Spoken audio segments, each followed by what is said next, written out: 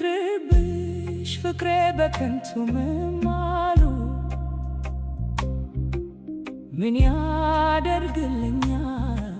ባፍ መደለሉ። አትዋሺኝ የኔ ዓለም ደግሞ ማትበይ ካላት አልኖርም። ምክንያቱም አውቃለሁ ስትለይኝ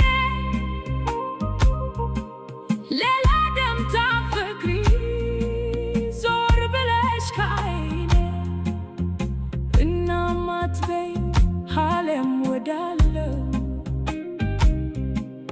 ጌታውም ስሞ ነው ይሁዳም የሸጠው። ስለዚህ አትንገሪኝ አትዋሺኝ ለምንም ላይ በጀን የምላስ ላይ ፍቅር ባፍ የደለለ በቃል ያልታመነ የከን